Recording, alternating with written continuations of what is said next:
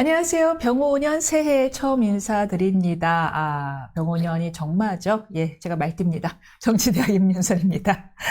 갑질과 폭언 그리고 땅 투기 의혹까지 이해운 기획예산처 장관 후보자를 향한 의혹이 끝없이 터져나오고 있습니다. 청와대는 이 후보자에게 레드팀 역할을 기대한다면서 향후 진영과 무관한 인사 등용을 이어가겠다라는 입장을 밝혔는데요.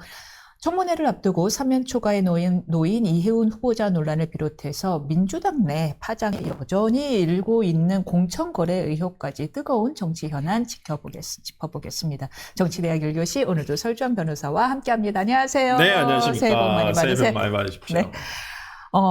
이해운 후보자의 의혹부터 먼저 얘기하고 갈까요? 와, 나는 저도 꽤 힘들게 로펌 생활했고 별 막말 다 들어봤다 했지만 네. 죽여버리면 좋겠어. 그러니까 단 두 마디에 저는 그 녹음 파일 우리가 다시 듣기는 너무 거북스럽지만은 그냥 야야 이 두 마디에 그냥 다 모든 사람들이 기겁을 하지 않았나. 아니 난 야야까지는 나는 들어봤어요. 이렇게 내 귀에서 여기로도 소리가 들리고 복도 넘어서도 들리더라고. 내가 거기까지는 우리가 도제식이라는 미명하에 우리가 직장 내 괴롭힘이 얼마나 많았습니까? 네. 그런데 와 이거는 진짜 심하잖아요. 경위야 어찌 됐든 간에 본인은 국회의원 신분이었고 또 상대방은 이제 인턴으로 들어온 비서진이었잖아요. 그것도 한 15일 만에 그만뒀다고 하던데 그만큼 잘 일에 익숙하지 않은 직원이 하는 일에 대해서 어떤 일인가에 대해서도 어느 정도 밝혀졌습니다만은 그게 그 정도의 어떤 인격 살인을 당할 만한 일이었었나라는 부분에서 과연 이런 분이 정말 일국의 장관으로서의 역할을 하실 수 있는 인품을 가지고 있는지에 대해서는 상당히 많은 의심이 드는 건 사실이고, 지금에서야 사과를 하겠다느니 본인이 앞으로 그러지 않겠다느니 하겠지만, 어른들이 하시는 말씀이 있잖아요. 사람 그렇게 쉽게 변하는 거 아니다. 라고 하는 말이 그 사람의 인품과 어떤 성격이라는 것은 오랜 시간 동안을 거쳐서 형성되는 것이라서 저는 일순간에 장관 자리에 앉았다 해서 그 순간만 바뀔까요? 저는 그래서도 안 되고, 그래서 지금 인품이나 이런 걸 보더라도 자질의 문제에서도 상당히 많은 부분이 함량 미달이 아닌가. 나머지 부분은 정책 역량에 대한 검증은 청문회를 통해서 본인이 얼마만큼 할 수 있는지에 대해서 좀 밝혀주셨으면 좋겠다라고 생각을 하는데, 이제까지 실무적인 어떤 경험이라든지, 본인이 정책 입안자가 아니라 정책 결정을 하고 실행자로서의 역할을 해본 적이 없다라는 부분에서는 과연 앞으로 이런 부분을 잘 해결해낼 수 있을까라는 의구심이 좀 드는 건 사실인 것 같습니다. 청량성 문제도 논란입니다. 부동산 투기 의혹, 그다음 대부업에 투자한 정황 등. 참 기획예산처 장관으로서 그러면 이 사람에게 어떤 투명성을 기대할 수 있을까 싶기도 하고요. 더 문제는 그 점인 것 같아요. 어떤 갑질 논란이나 이런 것은 본인의 어떤 인품에 대한 인성에 대한 문제이긴 한데 이 문제는 좀 다르죠. 이건 특히나 기획예산처 장관으로서 국가 예산이 들어가는 부분을 결정하고 또 이것을 수립하는데 굉장히 영향을 미칠 수가 있단 말이에요. 근데 지금 이해운 후보자가 영종도 땅 투기와 관련한 내용 등을 보면 이건 마치 국가 기관 산업에 대한 것을 어찌 보면 거기에 대한 투자 수익을 얻겠다라고 하고 들어간 거잖아요. 2000년도에 영종도가 개발되겠다. 영종도 공항이 들어오니까 개발되겠다. 그러면 주변 땅을 사가지고 내가 시세 차익을 얻겠다. 라고 한 거잖아요. 아니 이건 동네에 어떤 어디가 아파트가 들어서서 개발돼서 자기가 그 주변부에 땅을 얻어서 투기 수익을 얻겠다라는 게 아니에요. 이거 국가 기관 산업에 대한 아주 대규모의 기관 산업이 들어가서 주변부에서 투자 수익을 얻을 수 있다는 걸 명백히 알고 들어간 거잖아요. 근데 이런 사람이 기획예산처 장관을 한다? 공익에 대한 개념이 없는 것 같은데. 아니 그러니까 공공선이 없는 거죠. 이거 분명히 공공선을 해치는 거죠. 그러면 기획예산처 장관으로서, 어디, 대한민국 어디에 대규모의 어떤 부동산 개발이 일어날 것이다. 그러면, 자기는 티 안 나게 그 옆에 땅을 몰래 사야지. 아니면 자기 명의로 안 살 수도 있죠. 누군가의 명의로 살 수도 있는 것이고. 그럴 수도 있는 가능성이 충분히 보였다는 부분에서는, 저는 이 부분은 장관의 저는 도덕적인 부분이 아니라 정책적인 부분과 더 연결되는 부분이어서 이번 그냥 넘어가기는 어렵겠다. 그리고 정말 자리에 특히나 이 나라 국간에 대한 계획과 설계를 하는 사람이잖아요. 그러면 더더군다나 이런 자리에 가서는 안 된다 생각을 합니다. 그런데 이 모든 의혹들이 사실 국민의힘에서 밝혀지고 있거든요. 영종도 땅 투기도 주진우 의원이 밝힌 거고요. 국민의힘에 대해서도 비판의 여지가 있는 것 같아요. 그러면 그동안 이런 비리를 모르고 있는 상태에서 당협위원장 시켰느냐. 삼선 내리 그 서초구 그 좋은 데를 양지를 계속 줬느냐. 뭐 이제 그렇게 분명히 비판이 일 수는 있는데 저는 그런 식으로 물타게 되면 안 된다고 봐요. 기본적으로. 왜 그러냐면, 그러면 요즘 문제가 되고 있는 김병기 의원 삼선이라 했는데요. 이제까지 우리가 민주당에서 이런 내용을 모르고 계속 공천을 했었었나요? 그렇죠. 우리 또 자연스럽게 김병기 의원님 네. 가게 될 좀 겁니다. 이따 또 얘기할 수 있겠지만 네. 뭐 강선호 의원도 재선이에요. 예. 그렇게 초선 때부터 이렇게 예를 들어서 정말 1억을 수수했다고 한다면 초선 2년차 때부터 이 지방선거와 관련해가지고 금품 수수를 했단 말이에요. 와, 진짜 놀라워요. 네. 2020년 4월에 당선됐어요. 그러니까 22년도 지방선거에서 이런 일을 했다라는 거잖아요. 그러니까 저는 뭐 이게 물론 개개인의 어떤 경중의 차이는 있을 수는 있겠지만은 정당의 공천 시스템이라는 것 자체가 어찌 보면 수사의 역량까지는 못 가는 거잖아요. 그리고 우리가 그 공천을 한다 해서 인사청문회 정도의 어떤 자료라든지 이런 걸 요구하는 것도 아닐 것이고, 그렇기 때문에 이걸 국민의힘이 공천 너희들이 이제까지 5번이나 하면서 이것도 몰랐냐라고 하기에는 민주당도 마찬가지라고 저는 보여요. 어느 당이든 완벽한 공천 시스템이라는 것은 없어요.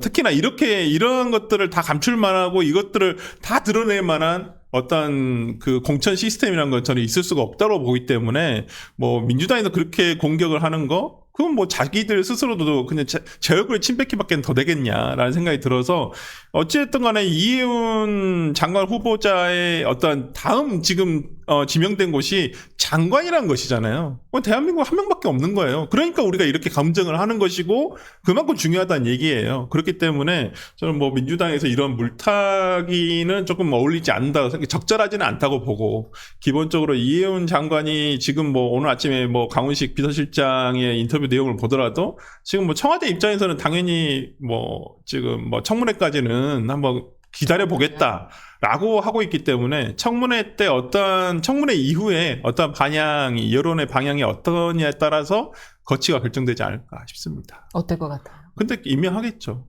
만약에 임명하지 않는다면 이재명 대통령 스스로도, 근데 이재명 대통령은 이미 정치적으로 이익은 다 얻어버렸어요. 강선호 장관 후보자도 결국엔 낙마했잖아요. 낙마했는데 이건 조금 사안이 좀 틀리거든요. 이건 대통령이 밀어붙인 사안이에요. 어찌 보면. 그리고 상대방 진영에 있는 사람을 데려다 쓰겠다라고 한 부분에 대해서는 그 취지 자체는 높이 평가를 할 만하지만 그 방식이 너무 서툴렀다는 거예요.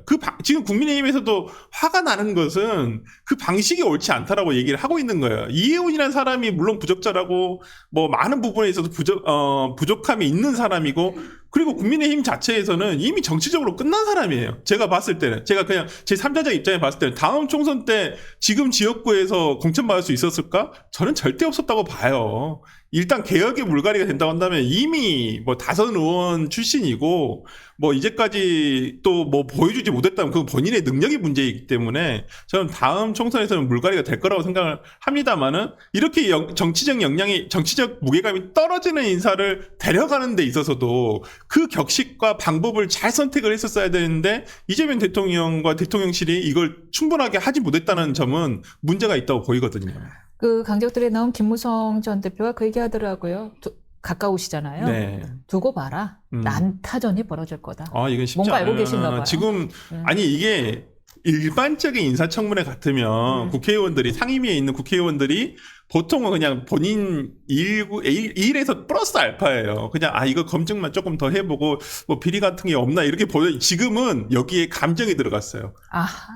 네. 지금 국민의힘이라는 정당 전체에 감정이 들어갔단 말이에요. 내가 그러면 우리가 공부를 할 때도요, 그냥 의례적으로 하는 것과 내가 열심히 해야만 하는 이유가 생겼을 때는 또 다르거든요. 내가 제안하는 거 꾸밀 거야. 그럼요. 이게 사람의 어떤 복수 감정이라는 것이 쉽지 않습니다. 이해운 지금 지명자가 문자 보내고 그런다 해서 이게 그냥 수그러들 일이다?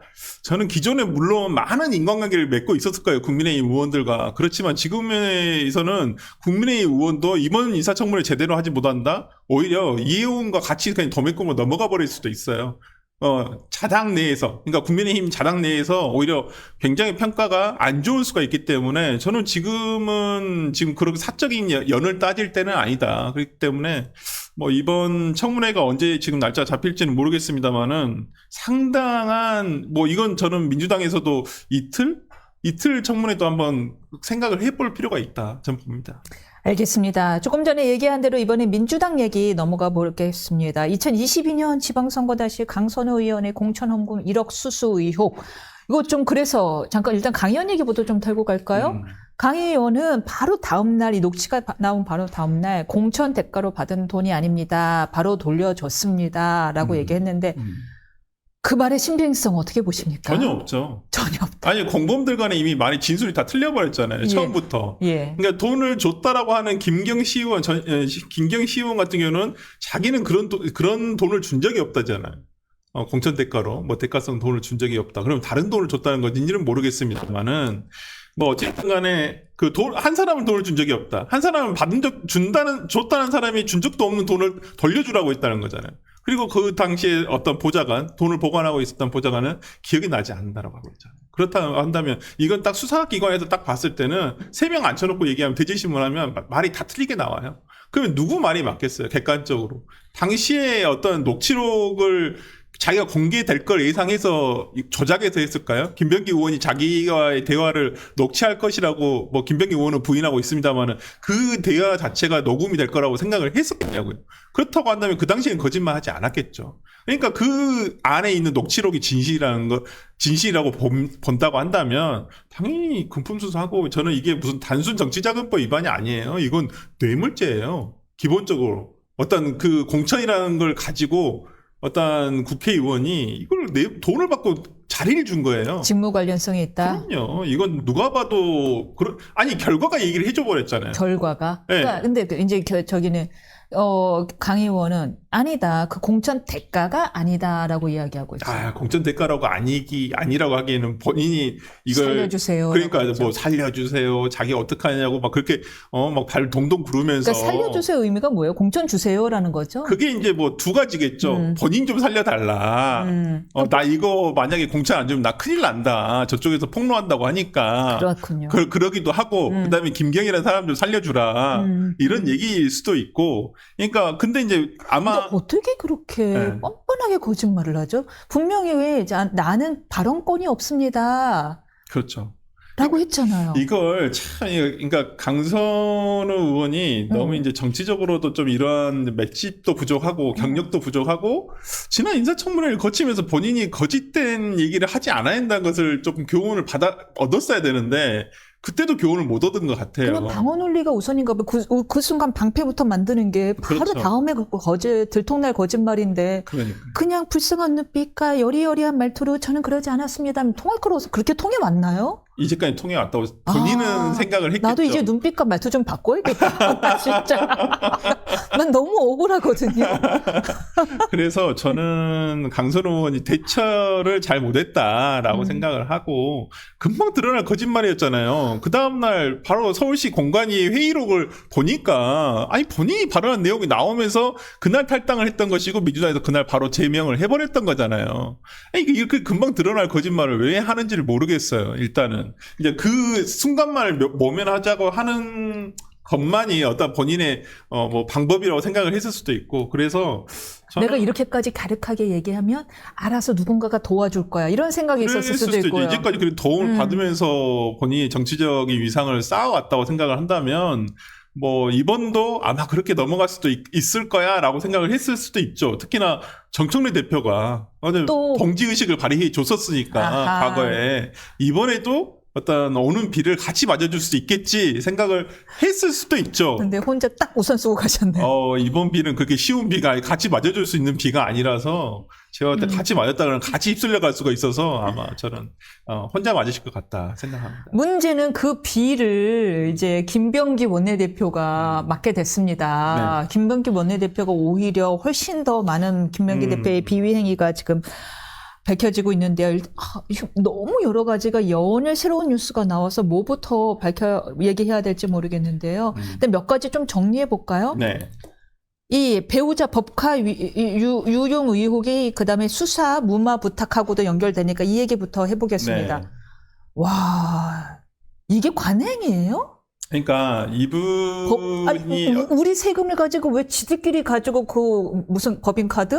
그걸 가지고 왜 자기들끼리 나눴어요? 이런 건 저도 처음 들어본 것 같아요. 제가 그 정당에 있으면서 많은 분들 만났지만은 예. 해당 국회의원이 예. 해당 지역구 구의회 어떤 그 뭐 집행부의 법카를 본인이 사용한 것도 아니고 배우자가 사용하게 한 것도 배우자한테 상납을 해요? 예, 법카드? 그게 조금 좀 뭐라 이런 경우가 있을 수도 있죠. 근데 좀 정도가 너무 많이 심했다. 그러니까 예를 들어서 그 지역구에 예를 들어서 뭐 남성 의원이다 보니까 여성들이 많은 자리가 있으면 본인의 배우자가 또 가서 같이 대신 인사해주고 또 본인이 아무래도 주요 당직을 많이 맡고 있었으니까 국회에서 할 일이 더 많다 보니 지역구 관리는 누군가 해야 되는데 배우자가 해줄 수 있는 일, 예를 들어 노래교실 뭐 아니면 여성들이 많이 모이는 곳 이런 곳에 그냥 인사차 들려서 뭐 그냥 이렇게 왔습니다라고 하는 정도까지는 뭐 그럴 수도 있겠다. 남편을 위해서 그렇게 생각할 수는 있는데 지금 이렇게 나오고 있는 얘기를 보면 본인이 구의장 그 법카 업무 추진 카드를 갖다 쓰고 또 이수진 의원이 최근 폭로에서 드러난 내용을 과거의 내용을 보니까 인터뷰 내용을 보니까 당시에 동작구 의원들이 국회의원인 김병기 의원을 모시고 다니는 게 아니라 사모님을 모시고 다니더라. 어떤 행사장이라든지 일정이 있어서. 아니 그게 말이나 되는 소리냐. 자기가 봤을 때 이게 이해가 되지 않는다. 국회의원이 왔어야 될 자리에 배우자가 와 있는데 거기에 구의원들이 와가지고 오히려 모시고 다니더라. 상전처럼. 그게 맞는 것이냐. 저는 이런 부분에서 많은 부적절과 불법이 개입된 거죠. 어떤 불법이라고요? 당연히 업무 추진비를 본인이 썼다는 부분에서는 업무상 횡령죄 공범이에요. 그러니까. 이건 뭐 당연히 그 조진희 부의자인가요? 그 사람이 본인이 썼어야 될 업무 추진비를 잘못 한 거고요. 저는 그렇다고 한다면 이게 국가 재산을 유용한 거죠. 그렇기 때문에 이건 국유재산법에 의해서 횡령 혐의도 될 수가 있고. 정치자금법은? 정치자금법 당연히 해당하는 거죠. 자기 돈을 준 게 아니었어. 그러긴 한데 불법 사용인가? 하여튼 그 사용처에 대한 불법이 있기 때문에 저는 이 부분은 정치자금법 문제도 봐봐야 된다라고 생각을 하고요. 이건 검토를 해봐야 돼요. 수사가 좀 정밀하게 돼야 되는 부분이라고 보여요. 정밀하게 해야 되는데 문제는 뭐냐면 김병기 원내대표가 이거에 대한 내사를 뭐 국민의힘, 삼선, 경찰 출신 친윤 핵심인 의원한테 누군지 다 알죠. 네, 그렇죠. 누구겠어요? 이철규 의원이죠.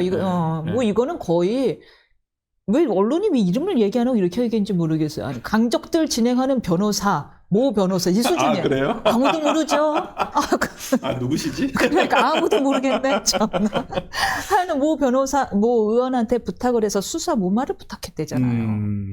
그러니까 이것도 문제죠. 이것도 뭐 항상 뭐 그렇게 윤석열 정부에 대해서 비판을 해왔었고 그중에 핵심이라고 하는 의원한테 당시에 가가지고 여기 이런 부탁을 또 본인의 사적 이익을 위해서 했다라는 것이잖아요. 그러니까 일단 뭐 다 떠나서 그냥 동료 의원들 사이에 어떤 조금 민원 해결을 해줄 수는 있죠. 어떤 조금 그게 불법이 아니거나 아니면 누군가에게 어떤 이익을 침해하는 게 아니라고 한다면 해줄 수는 있는 부분인데 지금 이건 명백하게 불법이고, 어떤 자신의 이익을 위한 거잖아요. 국민의 이익을 위한 게 아니잖아요. 그렇기 때문에 저는 이건 분명히 문제가 될 수 있다고 보고요. 이건 직권남용이 되겠죠. 당연히. 될 것이다.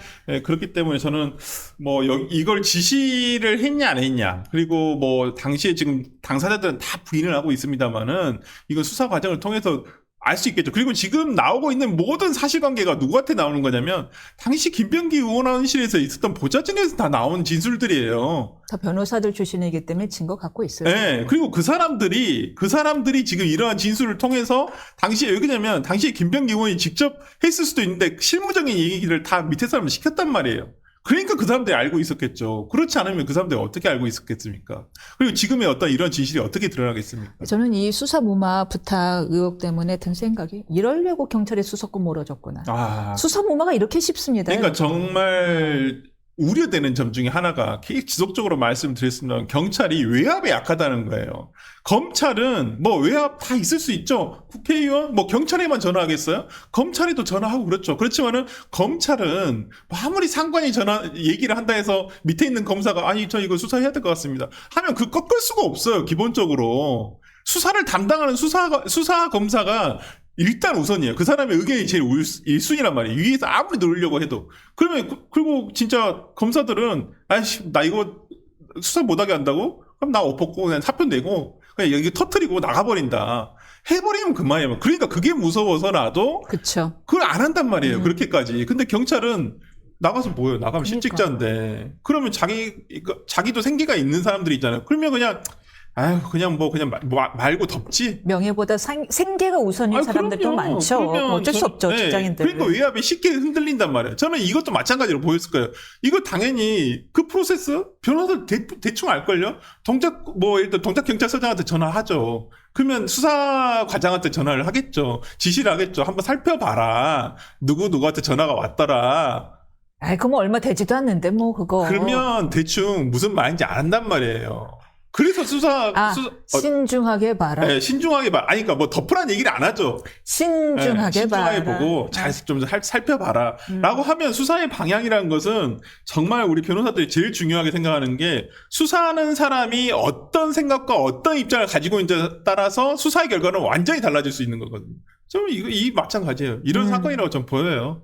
다시 재수사를 해야죠, 당연히. 맞습니다. 근데 요 관련한 이 김 전 원내대표의 이런 여러 가지 비위 사실, 돈도 받았다가 돌려주고, 그 다음에 아내 배우자의 법카 유용 사실들이 적혀진 탄원서를 이수진 전 의원이 당 대표실에 전달을 했고 이를 접수한 사람이 김현지 부속실장이라는 거잖아요. 네. 근데 문제는 당대표든 이재명 대통령 앞으로 작성된 탄원서가 당이 어떻게 처리했는지 여부입니다. 이건 예. 저는 뭐 조심스럽게 예측을 해보자면 이건 이재명 대통령이 책임져야 될 문제다. 뭐 법적으로 책임을 져야 될지 정치적으로 책임을 져야 될지는 일단 뭐 차후에 논하더라도 당장 뭐 법적인 책임을 묻기는 어렵겠지만은 이건 정치적으로 이재명 대통령이 김병기 전 원내대표를 기용하기 위해서 그냥 봐준 거예요. 봐준 거다. 네. 그냥 저도 되게 신기했던 게 김병기 원내대표는 원래 친명이 아니었어요. 친문에 가까운 사람이었습니다. 이분 대학도 경희대에 나오셨어요. 문재인 정부 때 또 그 국회의원을 시작을 했었었고 그렇기 때문에 누가 봐도 이분이 친명이라고 보지도 않았고 제가 이재명 대통령 저번 대선에서 캠프에 있어봤지만은 그때는 김병기 의원 이름도 안 나왔었어요. 그랬어요. 네, 친명계로 분류된 인물도 아니었단 말이에요. 당시에 그냥 중간에 있던지 아니면 친문에 가까운 어떤 인사였단 말이에요. 근데 이분이 이재명 대통령이 이재명 대표 시절부터 굉장히 급속도로 가까워졌단 말이에요. 그리고 지난 총선 공천에서 김병기 원내대표, 당시에 지금 전 원내대표가 모든 칼을 휘둘렀다고 할 정도로 친문 학살에 앞장섰다. 네. 역시 국정원 출신답게. 그렇다고 보여요. 왜 그러냐면 그 사람은 기본적으로 출신 자체가 운동권이 아니고 안기부 출신이기 때문에 빚이 없단 말이에요. 기본적으로 어떤 당내 어떤 운동권들하고 그러네요. 그렇기 때문에 과감하게 뭐 칼을 휘두를 수 있을 것이다고 아마 판단하지 않았을까. 거기에 보답을 한 거라고 생각을 하고요. 그 칼이 지금은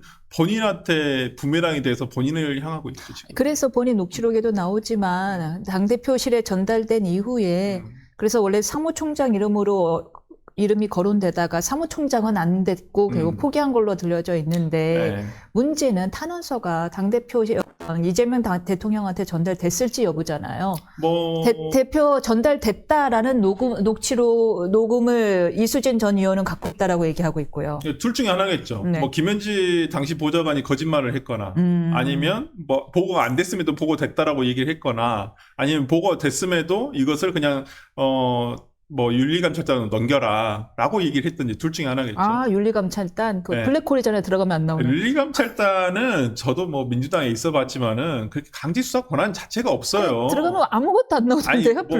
그렇기 때문에 그냥 듣는 거예요. 그냥 수집하는 거 정도고 상대방의 소명을 들어보고 이게 소명이 합당한지 안 합당한지 이 정도이지 어떤 뭐 수사 권한을 가질 만한 그리고 뭐 지금 뭐 정청래 대표가 무슨 문제만 생기면 툭하니 뭐 윤리감찰단에 뭐 감찰을 지시했다?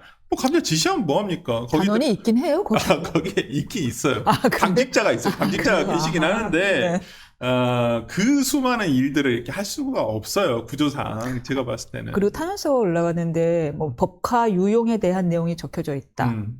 혹은 이재명 대통령께서 신경을 별거 아니라고 생각하실 수도 있죠. 왜요? 뭐 그럴 수도 있는 거 아니야? 라고 뭐 그렇게 생각하실 수도 있죠. 본인의 경험에 비추어 봤을 그렇죠. 때. 뭐 그렇기 때문에 저는 이러한 문제에 있어서 지금 이제 김병기 원내대표와 강선우 의원의 문제가 이제 저는 시작이라고 생각을 해요. 이제 시작이라 생각하고 이걸 저는 개인적으로 특검 사안이라고 봅니다만은 뭐 민주당에서 특검을 안 받을 건 뻔하고. 왜요? 아니 김건희 여사 그래요 잘못 많이 했어요. 디올백도 받고 무슨 로저 비비에? 예, 뭐 너 뭐 그렇더라고요. 받고 뭐 다 많이 받았어요. 더 많이 받았는데? 그러니까요. 저는 당연히 아까도 말씀드린 특검사인데 민주당에서 지금 통일교 특검도 안 받고 있잖아요. 그것도 지금 지지부진 하고 있잖아요. 그러니까 지금 하기 싫은 거죠. 기본적으로. 예. 네, 그리고 지금 이걸 해버리면 6.3 지방선거에서 이걸 승리할 수가 없다고 생각할 수도 있어요. 이 여론이 뒤집힐 수도 있다 생각하기 때문에. 뭐 그러한 부분에서 지금 경찰의 수사를 기대를 해봐야 되는데 또 솔직히 기대가 되는 것도 아니고 저는 경찰이 이번만큼은 오히려 지금은 제가 봤을 때는 강선우 의원이나 김병기 원내대표에 대해서는 손절했다고 생각하거든요. 경찰이 정말 정신 차리고 이 수사는 제대로 해야 돼요. 그래야지만 그나마 뭐 이분들이 저는 강선우 의원이나 김병기 의원이 뭐 살아있는 권력이라고 생각지도 않습니다만은 그나마 지금 여권에 있는 인사에 대한 수사를 제대로 하나 해내므로써 경찰이 그래도 이 검찰의 수사권이 없어지는 마당에 자신들이 수사를 제대로 할 수 있다. 권력형 비리에 대해서도 수사할 수 있다는 걸 입증을 해야죠. 여기서도 지지부진해가지고 그냥 넘어간다? 경찰이 어떻게 수사권 줍니까? 절대 줄 수가 없는 거예요. 예, 저는 경찰이 이번만큼은 자신의 조직에 어떤 명운을 걸고 해야 될 수사가 아닌가 그런 생각을 해봅니다. 제가 뜨악스러운 것은 이래놓고 개혁을 얘기했다라는 거예요. 그러니까 온갖 비리에 온상님면서 민주당에 붙은 수식어가 있잖아요. 내로남불이라. 자신들이 지키지 못할 얘기들을 자신들이 제일 많이 하기 때문에 저는 그게 제일 큰 문제라고 봅니다. 검찰의 일부 항소 결정으로 서해 공무원 피격 사건 관련해서 박지원 전 국정원장, 서욱 전 국방부 장관의 첩보 삭제 혐의에 대해서는 무죄가 확정됐습니다. 직권남용 혐의인 거죠, 이 부분은요? 저는 그렇죠. 이 부분 직권남용 혐의고 그러니까 지금 나머지에 대해서만 그 명예훼손 부분만 그 부분에 대해서만 지금 일부 항소를 한 상황인데 네. 저는 왜 검찰이 없어지는 마당에 이렇게까지 하는지 이해가 안 가요. 없어지. 아니, 그러니까. 그러네. 아니, 그냥, 그러니까, 그리고 저는 진짜 정부에서도, 법무부에서도 이 부분 진짜 문제가 있다고 생각하는 게, 뭐, 본인들이 생각했을 때 정치적 수사다, 정치적 기소다, 그래서 이렇게 됐다라고 생각할 수도 있어요. 하지만 결국에는 사법부의 최종 판단을 받아가지고 자신들이 떳떳해지는 게 더 낫잖아요. 근데 왜 1심 끝났는데 이것을 본인들이 그런 식으로 국무총리가 법무부 장관한테 얘기를 해서 이걸 항소 포기하게끔 만드냐, 이 말이에요. 이건 오히려 본인들이 떳떳지 못하다는 것을 스스로 입증하는 거 아닌가요? 진짜 너무 비겁해요. 아니, 그러니까 이런 안 좋은 선례가 남았다는 거예요, 저는. 그러면 나중에 정권 바뀌어서도 모든 걸 정치권에 있는 사람들은 이건 정치적인 수사다, 과거에 있었던 것들. 다 기소 엎어가지고 뭐 공소 취소를 하게 하거나, 아니, 이거 항소 포기를 하게 하거나, 이런 식으로 한단 말이에요. 이걸 누가 받아들여요? 저는 이건 정말 잘못된 선례를 만들었다는 점에서, 이건 국무총리가 지시할 사항도 아니고, 법무부 장관이 구체적인 사건에 대해서 항소 포기 여부를 지시할 만한 내용을 가지고 있나? 그런 부분도 의문이 있거든요. 그렇기 때문에 저는 국무총리와 법무부 장관이 이번에 굉장히 잘못했다. 이 부분은 진짜 좀 파일함에 넣어놔야 될 것 같아요. 지금 경찰도 믿을 수 없고 검찰도 믿을 수 없고 그걸 못 믿게 한 건 민주당이잖아요. 민주당이 이렇게 시스템을 훼손하고 있으니까. 우리는 누구를 믿어야 될지 모르겠습니다. 그러네요. 여기까지 듣겠습니다. 네. 감사합니다. 다음 주에 뵙겠습니다.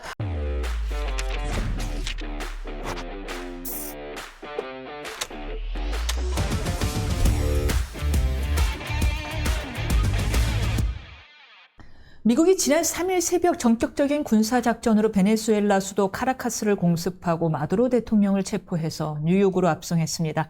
이른바 확고한 결의 작전으로 정권 이양이 완료될 때까지 미국이 직접 베네수엘라를 통치하겠다고 밝혔는데요.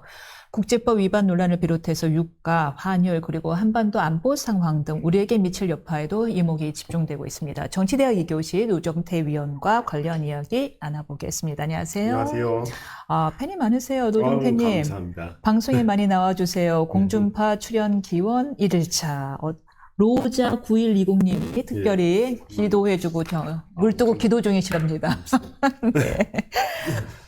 이 베네수엘라 사태 얘기하기 전에 조금 전까지 우리 설 변호사랑 같이 민주당 공천 헌금 비리 이야기 한참 중요했거든요. 요거 관련된 이야기 조금 더 이어가고서 베네수엘라 얘기해 보겠습니다.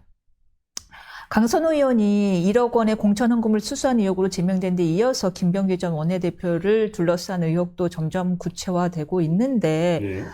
이거 지도부가 인지하고서도 어물쩍 덮은 거 아니냐. 그리고 공천 시스템 문제, 공천 비리 의혹 문제, 혹시 이거 1, 2년 된 문제가 아니라 고질적인 문제 아니냐 하면서 조직적인 문제다라는 의혹까지 나오고 있거든요. 예. 이 사건의 본질 어떻게 보십니까? 상향식 비리 공천 같다. 상향식 예. 비리 공천이. 지금 상향식 예, 비리 공천 그쵸. 무슨 뜻이죠? 그러니까 잠깐만. 지방의회에서 예. 공천을 받고 싶어하는 사람이 예. 강선우 의원한테 1억을 줬고 그 강선우 의원한테 1억을 받았다는 사실을 듣고 아유 뭐 큰일 날 일을 뭐 이런 식으로 대화를 하면서 녹음을 한 거잖아요. 근데 어쨌건 그럼에도 녹음은 불구하고 큰일 날 일. 예, 해놓고서는 돈을 뭐 딱히 돌려준 것도 아니고 그리고 자기는 공천도 출석도 안 하고. 됐고 공천도 됐고 뭐 이러면은 그 1억 원이 강선우 의원 혼자에게만 갔을 거라고 생각하는 건 좀 비합리적이죠. 뭐 그래도 이렇게 좀 이렇게 어쨌건 뜻이 그 1억 원의 뜻이 밑에서부터 위로 올라간 건 분명한 사실이잖아요. 그러니까 공천이라는 게 된 게 아니겠어요? 그럼 이건 뭔가 상향식으로 올라갔구나라고 생각할 수 있죠. 그게 뭐 그렇다면은 꼭 그때 본인지 뭐 장담할 수는 없겠지만 어쨌건 뭔가 상향하고 있구나. 이 당에서는 밑에서부터 올라오는 뭐 돈이 됐건 이권이 됐건 뭐가 됐건 뭔가 나눠 먹었다. 예, 뭔가 올라가는구나. 올라가서 또 위에서부터 뜻이 내려오는구나. 그래가지고 김병기 원내대표가 그 당시 원내대표 아니었지만 아유 이런 큰일 날 뭐 이런 얘기를 하면서도 어쩔 수 없이 굴복해야 되는 무언가가 의지가 전달이 되는구나. 굴복의 배경이 뭐라고 보시나요? 뭐 더 큰 힘이겠죠? 그러면 장동혁 대표도 이야기를 했는데 뒷배?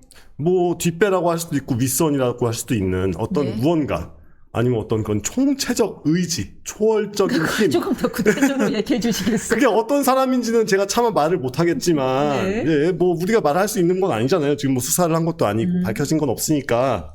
근데 마치 대장동 사건에서 그 당시 성남시장이었던 어떤 분을 제외한 모두가 다 검거가 되고 구속이 되고 유죄가 나오는 거랑 비슷하게 지금 뭐 마찬가지 아닌가요? 지금 뭐 공천하고 있는데 그 공천 심사위원도 위원이 돈 받았지. 그 간사가 사실 핵심적인 인물이잖아요. 공관위원장은 약간의 영향력 있지만 얼굴 마담이고 간사가 핵심인데 그 간사는 이름부터가 간사잖아요. 자리의 이름이 간사잖아요. 그 내가 직접 뭘 하는 게 아니라 코디네이터 하는 사람이고 그 코디네이터라는 거는 당의 의사결정과 더 위에서의 의사결정을 코디네이션 하는 사람이 이제 간사인데 그렇다면은 결국엔 김경 단수 공천을 사실상 눈 감아 준 것이 김병기 원내대표의 뜻만은 아닐 것이다. 그걸 독자적인 뜻으로 누군가의 뜻을 중재해 준 것이다. 그걸 독자적인 뜻으로 했다면 애초에 대화를 할 때 그런 식으로 얘기를 할 필요가 있나 싶고 그걸 또 굳이 녹음도 할 필요가 있나. 아유 큰일 날 일을 이런 게 아니라 아유 혼자 먹다니 큰일 날 일은 뭐 이런 식의 뉘앙스가 있어야 될 거 아니에요. 근데 진심을 담아서 뭔가 걱정을 했잖아요. 네. 뭔가 이렇게 진심으로 우려된다, 걱정된다, 이러면 안 된다 라고 했는데 그 다음날 공천이 통과가 됐다. 본인은 출석도 안 해버리고. 예, 그러니까요. 눈 라고 하는 감아버리고. 거는 뭔가 이렇게 왜 그 우리 충신들이 상소를 낸 다음에 안 되면은 이렇게 막 직을 내놓거나 아니면 막 이렇게 도끼를 갖다 놓고 막 이제 통촉하옵소서 이러면서 이렇게 막 하거나 뭐 이러는 거랑 비슷한 제스처를 취하긴 한 거잖아요. 출석을 안 했으니까. 근데 어쨌건 의지는 그렇게 결정이 된다. 그럼 그 의지가 어디서 나왔을까? 그 당시에 김병기보다 높은 사람이 누가 있었을까? 뭐 용의자가 많이 없는 것 같은데 뭐 그래도 혹시 모르니까. 아니, 물론 이제 추측인데 제가 네. 놀란 거는 강선호 의원이 당시 이제 당선된 지 1년 좀 넘은 사람이었거든요. 2년이 채 안 된. 네. 와, 근데 1억 공천 헌금을 받고 저기 뭐지? 기자회견 한다고 하니까 그제서야 살려주세요 하고 오고 이렇게 강 큰 짓을 해도 되는 분위기가 당 안에 만연되어 있다. 국회 안에 만연되어 있다라는 점이에요. 그러니까 이게 저는 그래서 다시 한번 이건 상향식 공천 아니냐, 상향식 공천 비리 아니냐라고 생각할 수밖에 없는 게 뭐 제가 뭐 뭘 알아서 하는 말은 아니지만 1억이면 너무 세긴 하거든요. 너무 세다. 아니 예. 우리 지인으로부터 들은 얘기인데 예. 지방에서는 3억도 있었대요. 아, 3억도 있었대요. 네, 1억이 최저가인가 봐요. 아, 그래요? 예. 왜냐하면은 김병기 원내대표도 탄원서에 얘기 나오잖아요. 동작구 의원이 명절에 3천만 원 줬더니 공천헌금 치고는 적고 명절 선물 치고는 많다라고 했잖아요. 그래서 아니 저는 그걸 과연 혼자 먹었을까 하는 생각을 잠깐 해봤는데 뭐 그 정도면 혼자 먹을 수 있다라고 한다면 그 정도로 우리 의원님들의 소화력이 왕성하다라고 한다면 뭐 그건 그렇겠죠. 근데 어쨌건 중요한 거는 그분이 오직 강선우만 믿고 강선우한테만 그랬을 것 같지도 않기 때문에 아직도 수사를 안 했으니까 모를 일입니다만 제가 그렇게 돈을 써서 하는 입장이라면 말씀하신 대로 의원 된 지 2년밖에 안 된 단 한 명에게만 투자할 것 같지는 않거든요. 골고루 하겠죠. 골고루 하니까 압력이 들어오는 거고.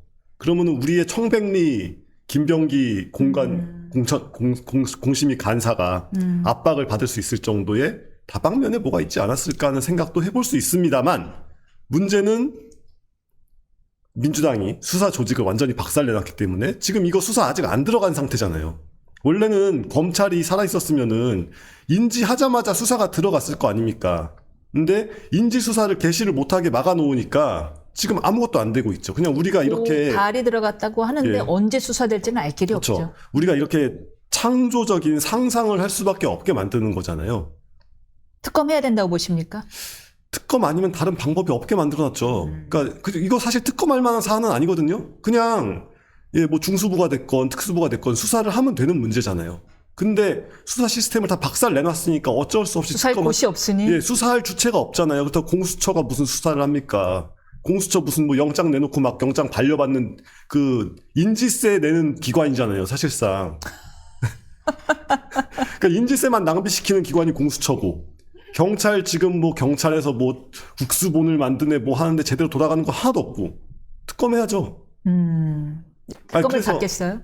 안 받죠. 그러니까 이게 국힘 쪽에서도 뭐가 있을 가능성을 다 열어두고 그냥 딱 강선우만 특검하자, 김병기만 특검하자 이러면 받을 리가 없으니까 사즉생 생즉사의 각오로 그냥 다 특검해보자. 오케이. 라고 하는 게 차라리 나을 수 있습니다. 국힘 입장에서는. 어차피 믿져야 본전이니까. 맞습니다. 공천헌금 사실상 뭐 공공연히 여의도 내에서 늘 있어 왔던 예. 일이라고 하니 이참에 그냥 다 해버렸으면 좋겠어요. 지금 이 사람들이 우리 국회에서 우리 세비 받고 있었다는 게 너무 세비가 아까워요. 그러니까 정치자금 문제라는 게 어차피 정치라는 게 돈을 벌 수 있는 일은 솔직히 아니고 그러니까 돈을 엄청 많이 쓰게 되잖아요. 계속 쓰게 되니까 그러면은 차라리 미국식으로 이제 정치자금 펀드레이징을 그냥 양성화 해가지고 다 등록을 하고 돈을 받을 수 있게 해버리던가. 근데 이건 이도 아니고 저도 아닌 거잖아요. 강선우 의원이 그 재선이잖아요. 예. 재선 공개했잖아요. 재선 내역 선거 때마다. 재선이 늘었더라고요. 예.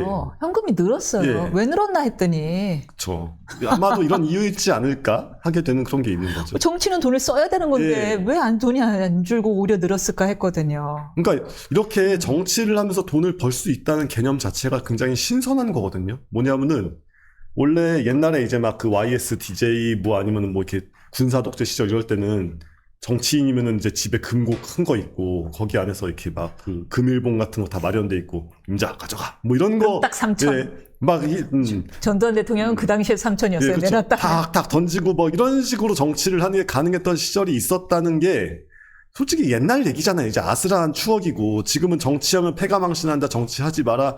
이게 일반적인 얘기였던 그쵸. 시절이었단 말이에요. 그쵸. 근데 아니었구나. 누군가는 정치를 하면서 돈을 벌 수 있었고 정치하면서 돈 버는 거에 방해가 되니까 검찰 개혁이라는 걸 했구나. 아하. 라는 생각까지 우리가 안 할 수가 없는 겁니다. 맞습니다. 왜냐하면 수사 무마를 부탁했잖아요. 예, 그러니까요. 수사 무마 경찰에 했어요. 예, 그러니까 얼마나 수사 무마하기 편합니까? 경찰로 해서 수사권 물어주면. 그렇죠.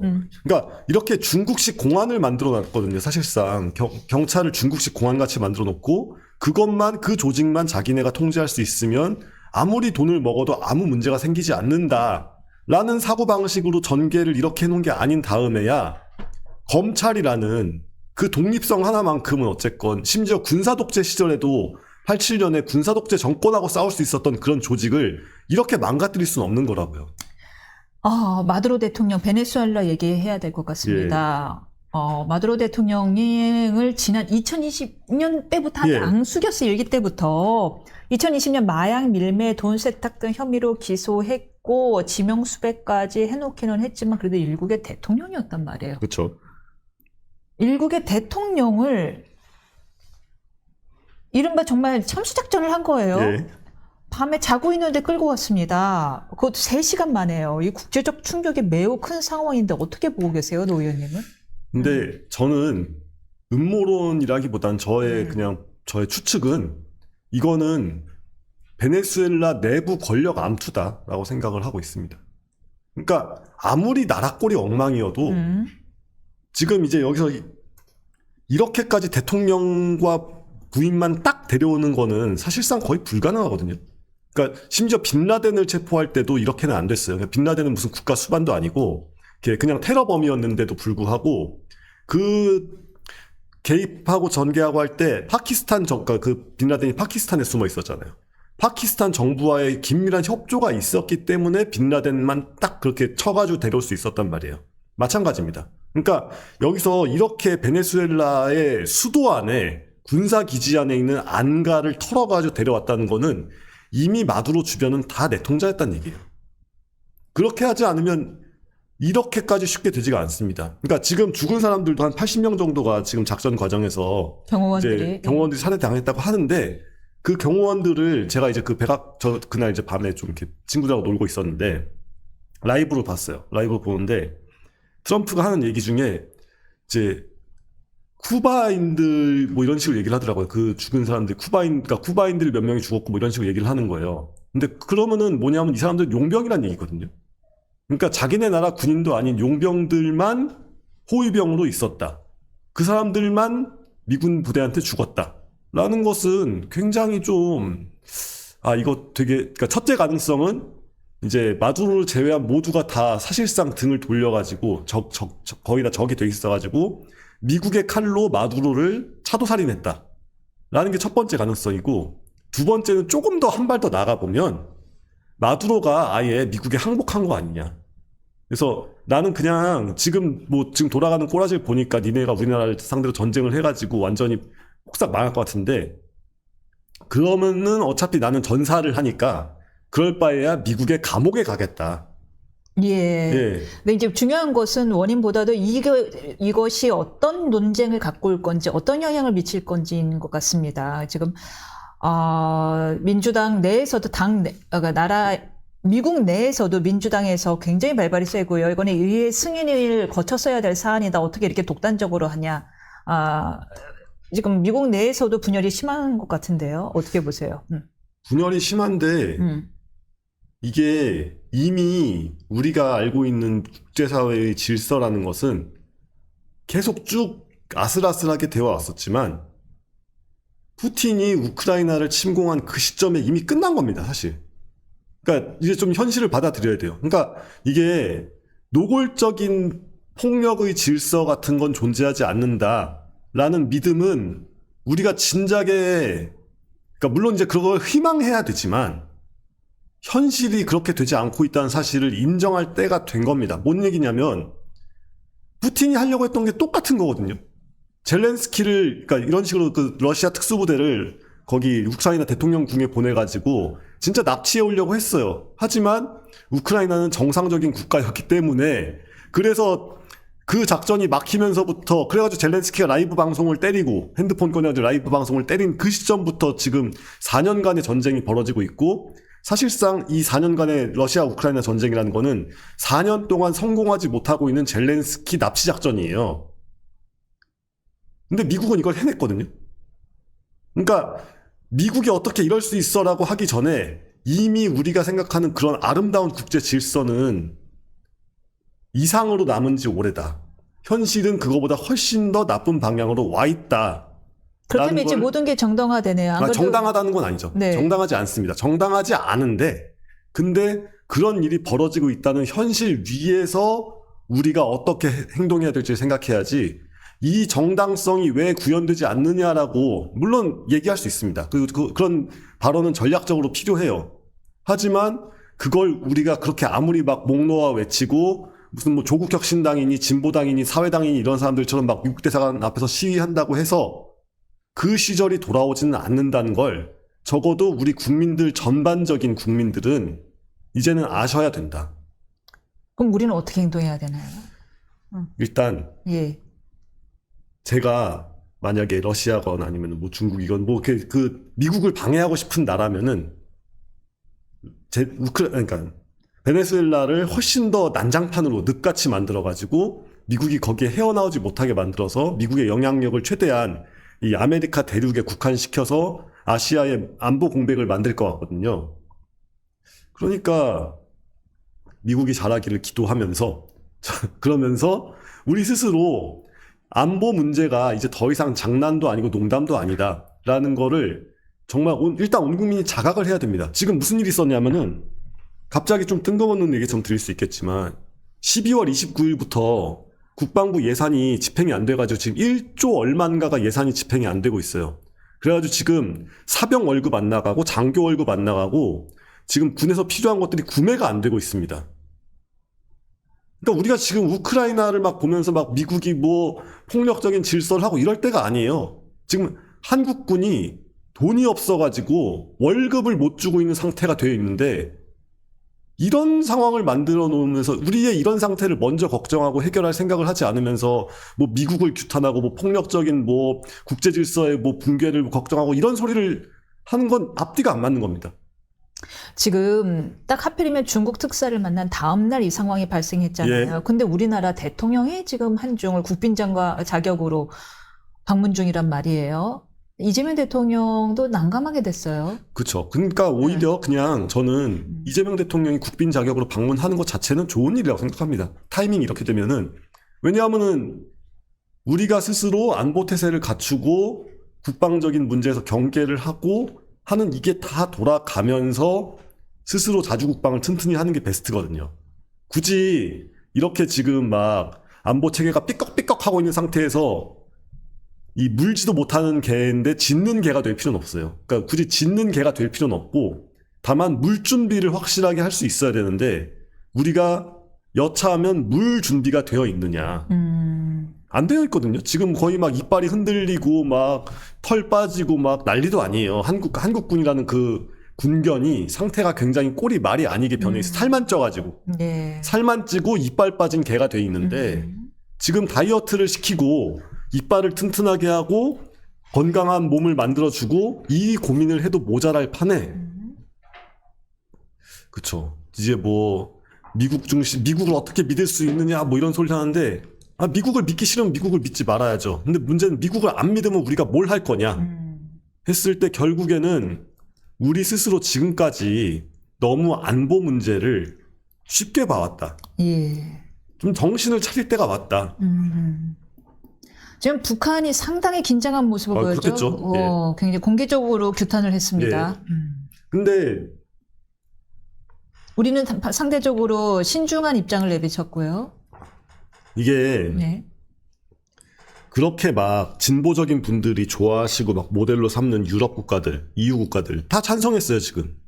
그러니까 이 작전 딱 터지고 나서 결과 나오니까 프랑스, 독일, 영국 등등 영국은 거리두기를 하더라고요. 영국은 살짝 근데 프랑스가 네, 우리는 몰랐다. 오히려 프랑스가 되게 적극적으로 환영하는 뜻을 밝혔고 독일도 마찬가지예요. 그러니까 이게 뭐 유럽 놈들의 뭐 이중적인 태도와 일정한 질서 이 문제가 아닙니다. 근데 마두로 대통령이 뭘 그리 잘못해서 그런 거예요? 어떤 게 제일 큰 거예요? 일단은 정권 유지를 위해서 뭐 살인과 뭐 이렇게 뭐 여러 가지 뭐 강단, 뭐 아무튼 그 성폭력을 동원하는 온갖 종류의 그런 것들은 유엔 보고서로 이미 쫙 쌓여 있고요. 베네수엘라의 난민만 800만 명입니다.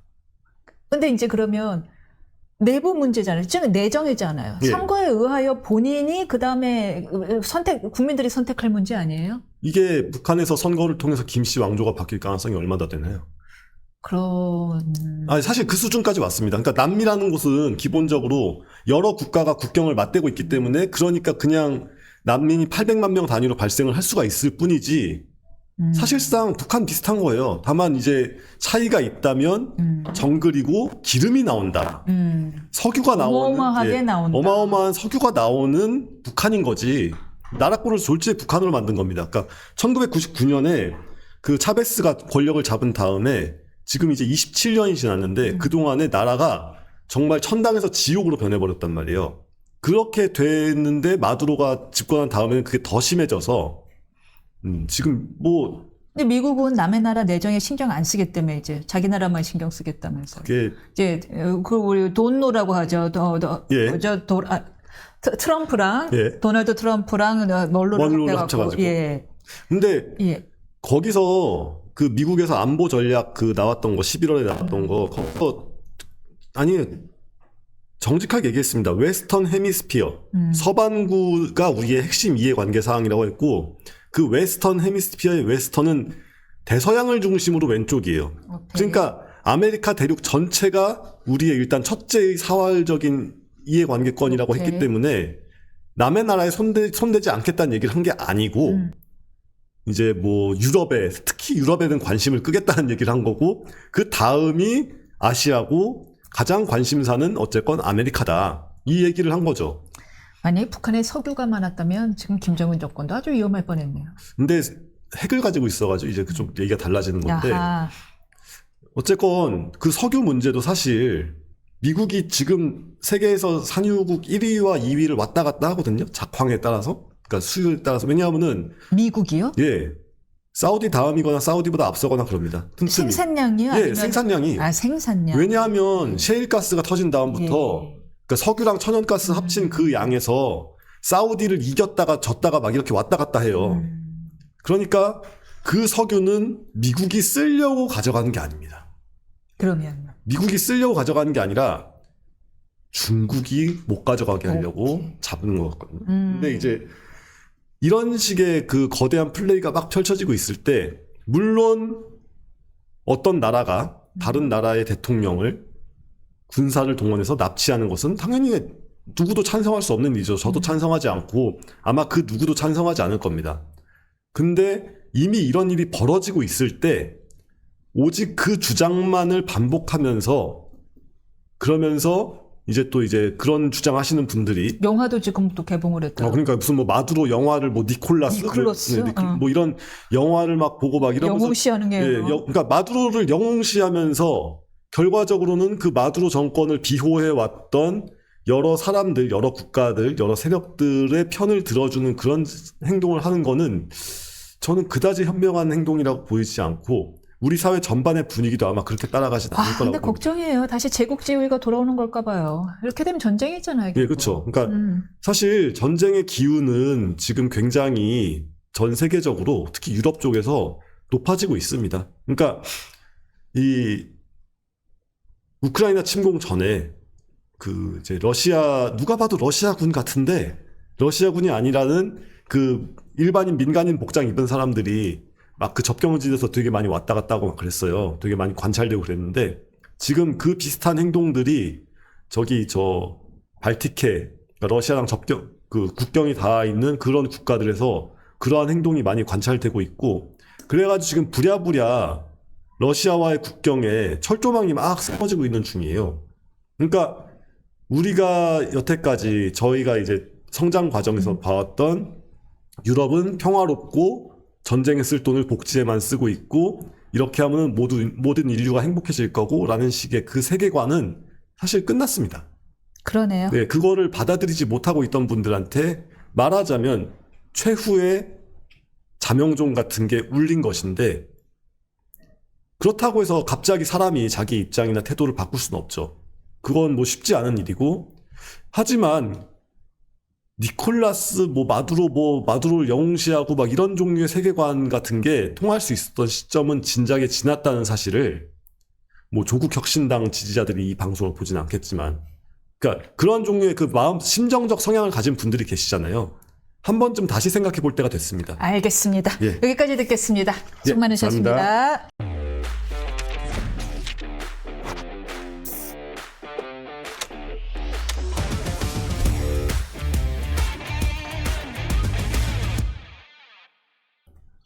정치대학 3교시 오늘은요, 새해를 맞아서 새로운 얼굴을 모셨습니다. 최고의 정치 분석 전문가로 꼽히는 분인데요. 저도 참 좋아하는 분입니다.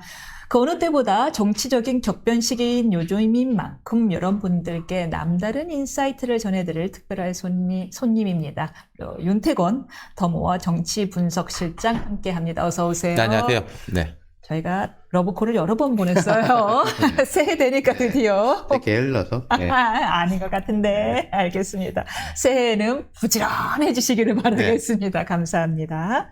먼저 현재 뜨거운 정치 현안부터 여쭐 텐데요. 민주당 공천 헌금 의혹이 네. 계속 윗선으로 번지고 위로, 그렇죠. 옆으로 네. 계속 번지고 있습니다. 이젠 결국에는 그 이름 현지 누나. 네. 김현지 부속실장 이름까지 거론되고 있는데 이 사태의 심각성 어떻게 보고 계십니까? 심각하죠. 이거는 맥락적으로 보셔야 될 것 같은데, 제가 여기서 뭐 사실관계를 뭐 이렇게 다시 미주알 고주할 필요는 없을 것 같은데, 지방선거에서는 워낙 지역구 의원들의 장악력이랄까, 실질적 통제력이랄까 강하긴 해요. 시의원, 구의원 같은 데 대해서는 중앙당이 사실 시시콜콜 아는 것도 아니고 뭐 알아서 하는 식으로 이게 진행이 돼서 이런 사고가 나는 것도 사실은 뭐 아주 드문 일은 아닌데, 이게 그 솔직히 당시에 말씀해 드문 일이 아니에요. 공공연한 일이에요. 요즘은 공공연까지는 아닌 것 같고 조심들을 하긴 하는데 이제 조심은. 툭툭 불거지긴 하는 거죠. 그 조심을 한다는 게 두 가지 의미 아니겠습니까? 이런 일을 안 해야 돼. 조심하는 게 있고 몰래. 조심해서 해야 돼. 그러니까 지금 그걸 여쭤보고. 두 가지인데 예. 이 일이 커진 것은 지금 뭐 핵심부 인사들, 그러니까 예컨대 강선우 의원이 그냥 혼자서 알고 있다가 일이 터졌다라고 하면 정말 혼자 일이 되는 건데, 그 당시에 이제 김병기 그 공관위 간사, 그리고 김병기 공관위 간사는 당시에 그 이재명 당시 정확하게 대표였는지 제가 잘 모르겠는데, 아마 2022년이었을까요? 예, 이때가 아마 대선에서 패배를 하고, 그리고 이재명 후보가 개항으로 출마를 하려고 하고 송영길 대표가 서울시장으로 나가고 막 좀 혼란스러울 때긴 해요. 근데 어쨌든 그 당시에 이재명 전 후보의 이제 측근이라고 불렸던 이제 김병기 그 전 원내대표까지 연결이 되고, 또 지금 뭐 이수진 의원이 이야기하는 건 다른 탄원서 건인데, 그것도 이제 지방선거 관련된 거 말씀하신 김현지 비서관 당시에 보좌관한테 뭐 직접 줬다라고 하니까 그게 전체적인 뭐 조직적인 일로까지 올라가는 거죠. 그러니까 이게 심각합니다. 이게 심각한 게 그 당시의 일의 심각함도 있겠지만은 지금 이재명 정부가 출범한 지 막 6개월 정도 됐지 않습니까?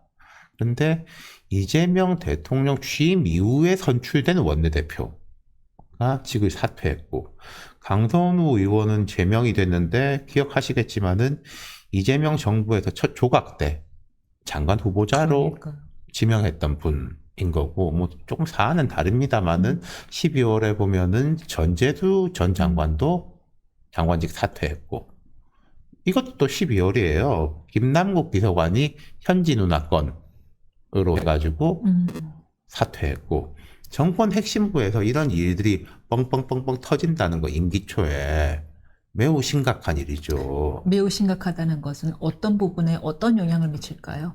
국정에 개혁에. 국정에 당연하게 이제 걸림돌이 되는 거고, 정권 내부가에서의 이제 뭐 윤리적인 부분들이 터지는 거고, 그리고 제가 장기적으로 심각하게 보는 것은 지금 이제 이재명 정부가 견제와 균형이란 말을 우리가 많이 하지 않습니까? 야당? 뭐 견제는 딱히. 예? 검찰? 그게 뭔가요? 뭐 공수처? 법원? 언론 요즘 뭐 재래식 언론 뭐 이런 소리 듣고 있으니까 우리는 언론. 네, 그러니까 견제가 될 수 있는 곳이 없다는 거예요. 그러면은 이런 문제들이 이제 막 자꾸 내부에서부터 지금 최근에 나온 것도 거의 다 뭐 내부 폭로라든지 본인들끼리 갈등을 하다가 싸운 거라든지 뭐 김남국 비서관 같은 경우에는 자기들끼리 이제 텔레그램 주고받다가 찍힌 거라든지 사실상 자가면역 질환이에요. 지금. 그렇죠. 그런 상황이기 때문에 되게 이제 정권 차원에서 보면은 엄청난 경각심을 가져야 된다라는 거고, 또 다른 맥락에서 보자면은 그런데도 불구하고 야당의 지지율을 왜 오르지 않느냐 라는 거는 역시 뭐 계엄에 대한 거, 윤석열 전 대통령이 이제 꽉 누르고 있는, 우리가 이재명 정부에 대해서 지금 이러쿵 저러쿵 이야기하지만 이건 이제 평가지 않습니까? 이런 부분은 잘한 게 있는데 이런 부분 잘못됐고 라는 이제 어떤 정상적 범주 내에서의 평가라고 한다면은, 제가 생각할 때 계엄이라든지 윤석열 전 대통령에 대한 건 그런 평가의 차원을 넘어선 거거든요. 보기 싫다, 더 이상. 제발 좀 떠나라. 근데 자꾸 이게 갖다 대면은 여기는 잘한다 못한다에 대한 평가가 이루어지는 곳이고 저기는 논외의 곳이니까 지금 맞아요. 상대 네. 평가를 하면은 그래도 잘한다 못한다가 있는 쪽이 나아 보이는 거죠. 그리고 최근에도 보면은 정청래 대표 이렇게 하면 뭐 어쨌든 강성우 의원 제명, 앞에 김남국 뭐 비서관 사퇴, 그리고 원내대표도 직을 사퇴했고, 여기도 지금 뭐 윤리감찰 하고 있고, 뭐 모르긴 모르겠습니다만은 지금 보도가 뻥뻥 나오고 있지 않습니까? 경찰에서 뭘 이걸 수사하고 있다, 뭐 언론에서도 특히 진보 언론에서 많이 나온 걸 보면은 제가 볼 때는 김병기 의원한테도 좀 더 센 조치가 이어질 것 같아요. 어떤 조치인가요? 그건 뭐 제명? 봐야 되겠죠. 근데 국민의힘 같은 경우에는 지금 조치 내지는 윤리 감찰을 하고 있는 게 뭐 작년에 게시판에, 작년도 아니죠, 재작년이죠, 윤석열 부부에 대해 가지고 뭐 험한 소리를 했다, 그것도 지금 뭐 조작됐다 아니다 이야기가 나오고 있는 판인데, 보시면은 김건희 씨한테 가방 갖다 줬다는 부부 김기현 전 대표. 뭐라든지 아니면 지금 막 보도가 나오고 있는데, 그 김병기 전 원내대표가 그 당시에 여당 실세인 뭐 경찰 고위직 출신 삼선 의원한테 뭐 이게 부탁을 했대더라. 정말 누군지 아무것도 깜짝 절망을 모르겠더라고요. 모르세요? 상상도 못하겠어요. 상상해보세요. 근데 그런 거에 대해서는 국민의힘에도 한마디도 없어요. 그러니까 근데 죄송한데 네. 이미 국민의힘과 민주당의 비위 사실은 등가로 놓을 수가 없는 것 같아요.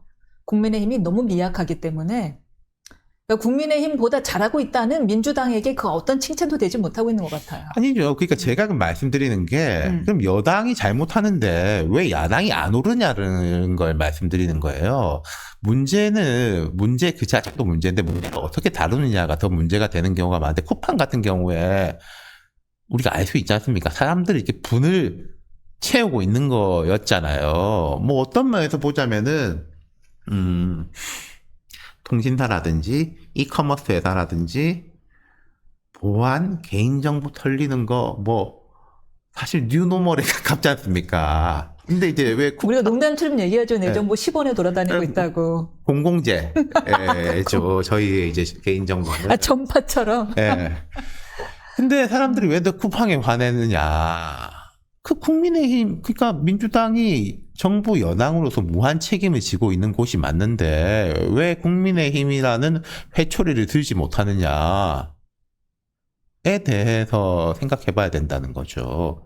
왜냐면 문제를 문제로 인식하지 않고 제대로 못 다루니까. 뭐 오늘 아침에도 여기 오기 직전에 뭐 김도욱 정책위 의장 작년 30일, 12월 30일 사퇴했다고 뭐 뒤늦게 알려졌는데, 지난 30일이면은 아마도 그 장동혁 대표가 새만금에 갔었나? 뭐 새만금 가가지고 이제 뭐 공항이라든지 올림픽이 다 잘 돼야 된다. 예. 뭐 이런 이야기 했는데 김도읍 정책위 의장이 국회에서 계엄과 완전히 절연하고 혁신해야 된다. 그 이야기 한 날일 거예요. 그렇다면 그 말을 하고 사표 냈다는 거 아니겠습니까?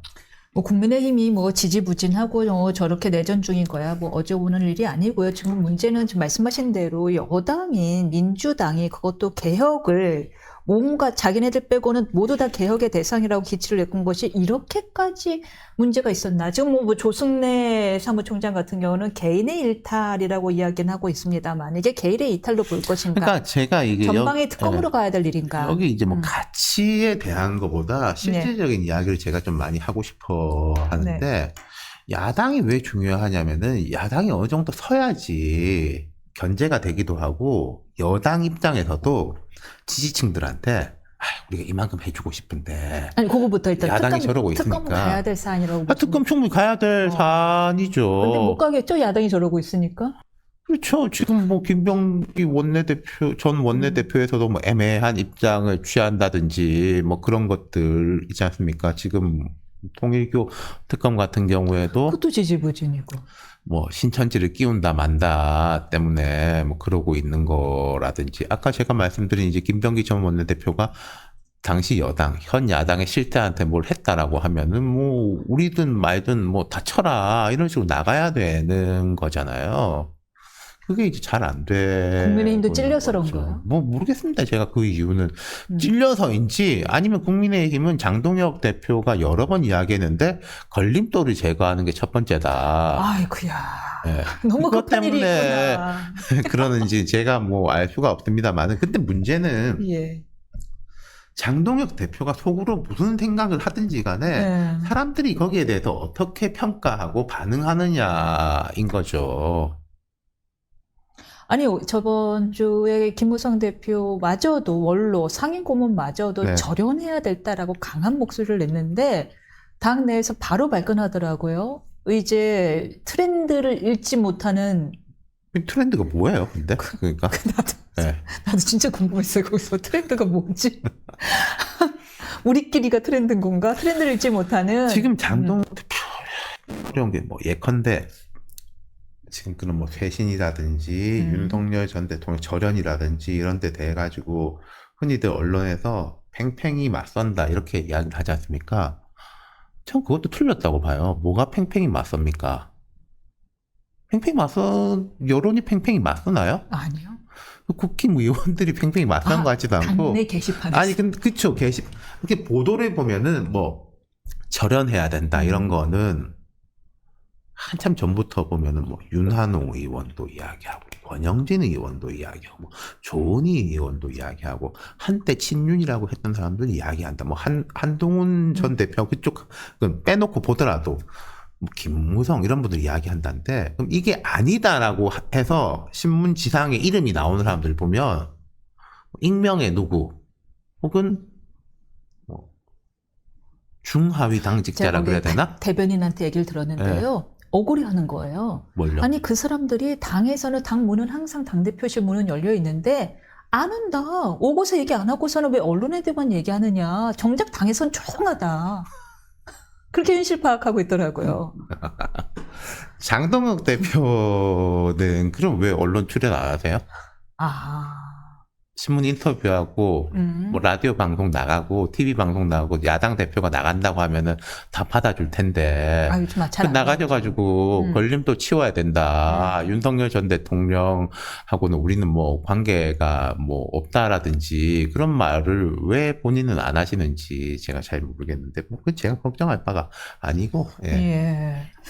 오늘 저기 시진핑 주석과의 정상회담 얘기 한번 해볼까요? 네. 아니 베네수엘라 사태가 겹쳐버렸어요. 딱 나가는 그렇죠. 날 대통령이 하필 중국이란 그러니까 친한 나라의 대통령이 이거는 이 대통령이 이제 어제 출국을 했잖아요. 네. 이 대통령도 부담스럽겠지만은 시진핑 주석이 정말 부담스러울 겁니다. 뭐냐면은 이 사태가 터진 이후에 첫 번째로 자, 한국하고 중국의 국가 이제 원수가 정상회담을 몇 년 만에 갖는 건 세계적으로 원래도 빅뉴스예요. 근데 전 세계의 언론들이 시진핑 주석이 평소 때 같으면은 자기는 얼굴 안 나오고 뭐 외교부 뭐 대변인이라든지 이런 이제 관계자 발로 해가지고 우린 뭐 이런 흐름이야라고 내놓을 수 있겠지만은 이 대통령 만나가지고 정상회담하는 건 모두가 보고 있지 않습니까? 거기서 무슨 이야기를 할 거냐에 대해서 관심이 다 높고 시진핑 주석도 내가 이게 이재명 대통령 앞에서 말을 하는 거지만은 결국 이건 전 세계가 세계. 보고 있고 예. 트럼프 대통령이 보고 있는데 어떤 수위까지 어떻게 말해야 되느냐가 되게 고민되지 않겠어요? 그 부분이 제일 큰 관심사인 거죠. 그러니까 뭐 한중 사이에도 여러 가지 갈등 요인들이 많습니다만은 뭐 한한령부터 해가지고 뭐 서해 구조물도 있고 여러 가지가 있는데 어떻게 보자면 그건 지금 별게 아닌 그건- 듯한 그게 지금 뭐 중요하냐라는 걸로 네. 돼 있는 거지 않습니까? 음. 그리고 그 미국의 뭐 베네수엘라 이거 뭐라고 해야 됩니까? 기습 침공? 뭐 제 딸이 이제 초등학교 4학년인데 물어보더라고요. 아빠 이거 뭐야? 공격? 습격? 기습? 전쟁? 저 뭐라고 해야 되죠? 저도 그러게 이걸 뭐라고 할까? 전쟁이라고 하기에는 그렇고 공격, 습격? 잘 모르겠네라고 이야기했는데 어쨌든 이게 지금 김정은 위원장이 그래서 뭐 긴장하고 있다 뭐 이런 이야기도 나오는데 그 시진핑 주석 입장에서는 이것을 중국에 대한 일종의 간접적 공격으로 받아들일 수도 있잖아요. 그렇다면 네. 우리한테, 우리나라한테 너네 어디 편들 거야 입장 명확히 해라고 한 번 더 명확한 태도를 요청할 수도 있을 것 근데 같아요. 예. 이걸 가지고 명확한 태도를 요구할까요? 베네수엘라 편이야, 미국 편이야라고 한국 중국 대통령한테 편이야, 중국 편이야. 물어볼 수는 네. 없겠죠. 우리 네. 너네 대만 어떻게 생각해? 막 이런. 그러니까 중국이 우리나라한테 계속 늘 바랬던 거는 미중 중에 중국을 고르라고 한 적은 없어요, 사실. 근데 너무 기울어지지는 마. 뭐 한 6대4 정도는 해야 돼. 진짜 안미 경종 끝났다 해도 발끈했는데.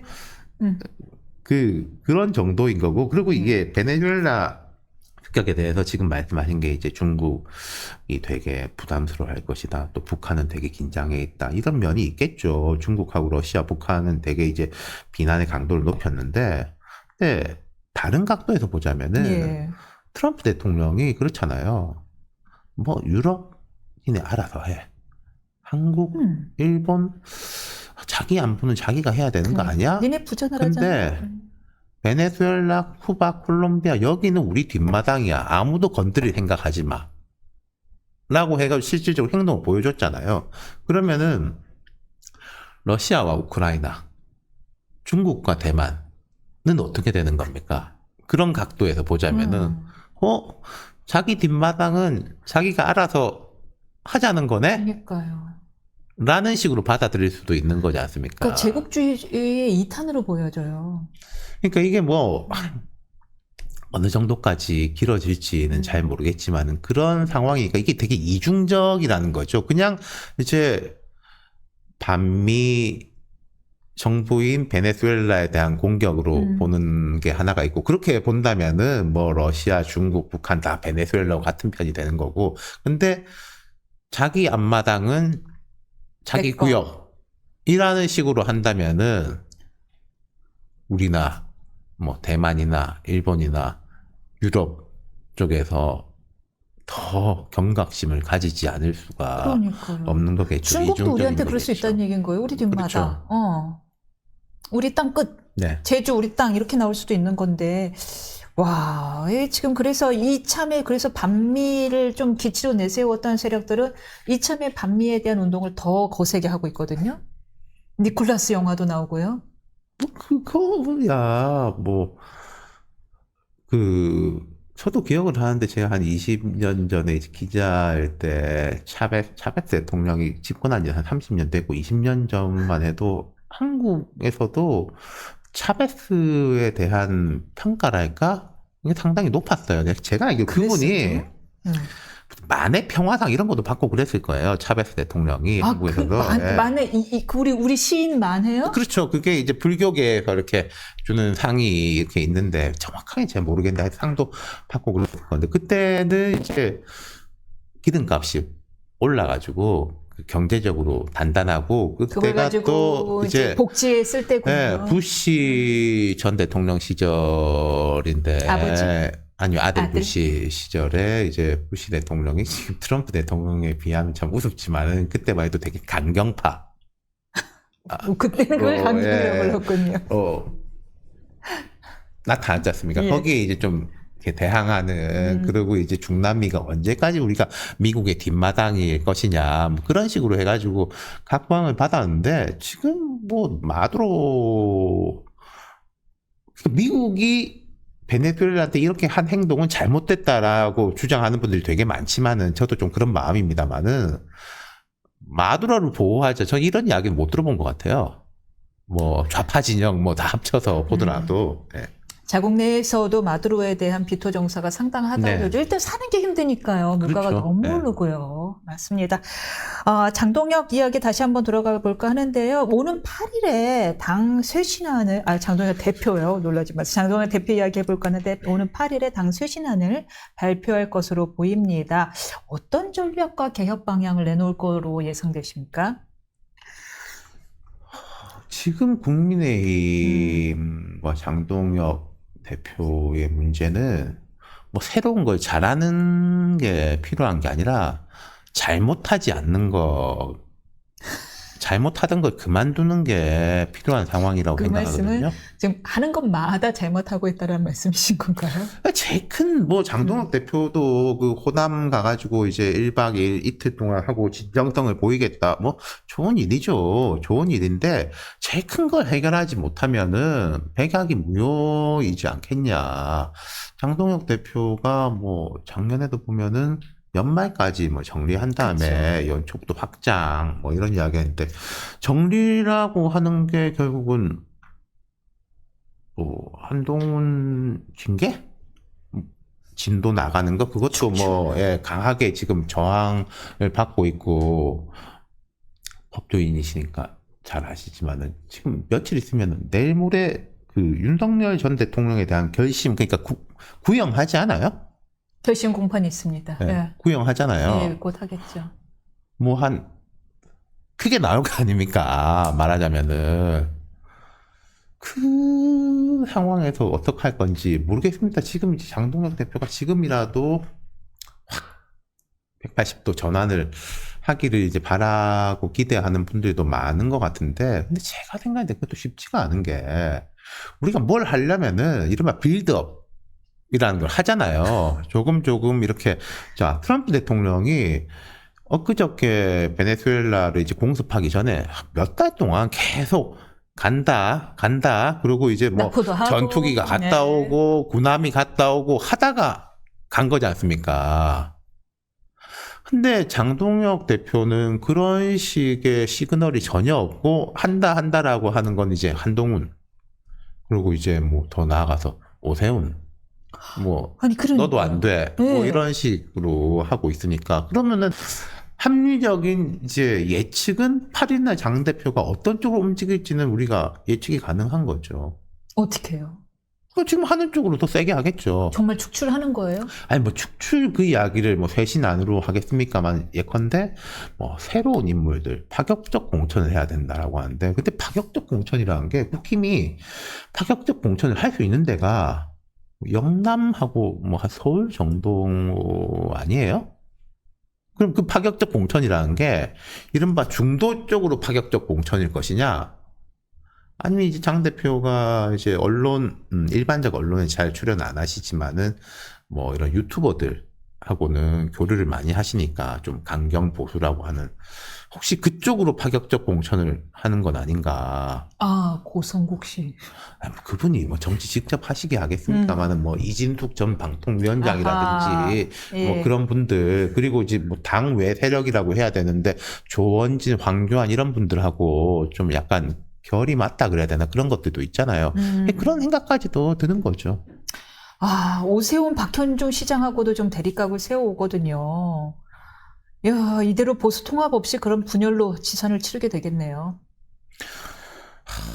통합이라는 말이 그러니까 보수가 지금 개혁신당 정도를 제외해놓고 보면은 뭐 어떤 형식적으로는 분열돼 있는 것도 없어요. 형식적 분열이라고 하면 그걸 분열이라고 보는지 모르겠는데 뭐 황교안, 조원진 이런 분들이 그 소수 정당을 차려놓고 있는 건데 표도 그거를 이제 통합 뭐 근데 통합이라고 참 전에는 보나? 그런 네. 얘기를 했었잖아요. 왜 보수는 부패로 망하고 진보는 분열로 망한다. 네. 거꾸로 돼가고 있어요. 아니, 그러니까 이게 제 분열이 아니라고 말씀드리고 그래요? 분열할 에너지도 없죠. 그냥 그리고 각자 도생 중인 건가요? 이런 느낌이 있는 건데 지금 이제 막 언론 특히 보수 언론들이 이제 속이 타가지고 오늘 이래야 사실 된다 세게 저래야 쓰더라고요. 된다라고 하고 최근에 보면은 보수 진보 중도 언론 할 거 없이 국힘에 대해서 주문하는 건 거의 똑같아요. 톤이 약간 다를 뿐이지. 절연해라. 예, 근데 제가 점점 느끼는 게 온도차 같은 게 일반 국민들, 민주당이 마음에 안 드는 분들도 국힘에 대해서는 점점 애가 타는 게 아니라 무관심, 뭐 하든가 말든가 인 거고 하나 제가 말씀드리고 싶은 게 당의 지지율이라든지 세가 이게 높아지면 좋다라고 이야기하잖아요. 근데 그게 모두에게 그런 건 아닙니다. 보십시오. 국민의힘이 지지율이 지금보다 높아진다는 건 무슨 의미겠어요? 중도 보수, 뭐 중도에 가까운 분들, 민주당이 마음에 안 드는 분들까지도 다시 이렇게 아우를 수 있다 이런 뜻 아니겠습니까? 근데 그렇게 지지율이 높아지면은 지금 뭐 강경 보수랄까 이분들의 지분은 낮아지죠. 낮아지잖아요. 근데 당의 지지율이 낮아지면 낮아질수록 그분들의 지분은 높아지잖아요. 지배력이. 그걸 바라는 사람도 있을 수 있을 거예요. 아, 내 그러면 지금 우리나라가 뭐 이제 1당 아니면 2당이니까 2당에 대한 이제 지배력을 쭉 갖고 있으면은. 하지만 정당의 목적은 정권 획득 아닌가요? 아니, 근데 이제 뭐. 관심 없고? 모르죠. 또 관심이, 그분들 계산이 이렇게 할 수 있겠죠. 어차피 이재명 정부 약점도 많고 경제 같은 게 계속 좋아질 수도 없고 언젠가는 꼬꾸라진다. 뭐 그때가 올 거다. 그러면 여기에 지분을 갖고 당을 잡고 있으면은 그걸 이게 받아 먹을 수 있다. 라고 저는 그렇게 생각 안 하는데 라고 생각하는 분들이 있을 수는 있겠다라는 거죠. 근데 뭐 미래의 일을 누가 알겠습니까만은 그러네요. 그게 그렇게 되는 거는 아니더라고요. 과거에 보면은 남이 못한다고 해서 무조건 나의 이익으로 오는 게 아닙니다. 그러면 지금 국힘 지지율이 벌써 올라야죠. 맞습니다. 네. 알겠습니다. 여기까지 듣겠습니다. 감사합니다.